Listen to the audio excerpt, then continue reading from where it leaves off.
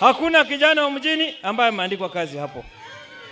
Saa hizi ukiangalia katika kaunti ya Bungoma, serikali ile iko sahihi imeuza kila kitu. Iliuza pan paper imeenda. Mnasikia saa hizi wanauza Nzoia.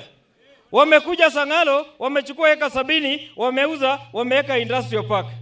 Wamekuja hapa Msukuma, ile shamba ambaye ingejengwa hospitali, ambaye tunge expand, wanajenga affordable housing. Na hiyo isidishe. Baada ya hapo wanataka kuuza uwanja ndege. Sasa mtu ule ako na akili, unaweza uza uwanja ndege kweli? Mimi nataka kushukuru chama ya DAP, nataka kumshukuru wa Mnyinyi kwa kusimama na wakazi ya Bungoma. Mimi naomba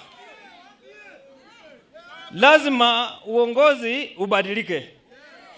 Na pia sisi watu ya Bungoma, watu ya Bumula, watu ya Kandui tumezaa watoto, si ndio? Gavana wa kwanza alitoka Kimilili, si ndio? Gavana wa pili akatoka Kabuchai, si ndio? Gavana wa tatu ametoka Kimilili. Inaweza watatu anatoka Kimilili, si ndio? Waine pia aenda Kimilili kweli? Si hata nyinyi mnazaa watoto? Wamama mko? Mnaweza zaa gavana? Si mnazaa watoto? Na si mimi ni gavana. Ningeomba msimame na mimi niweze kubadilisha.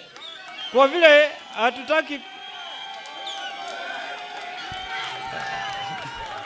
najua vijana mtulie kidogo, tutasimama na nyinyi.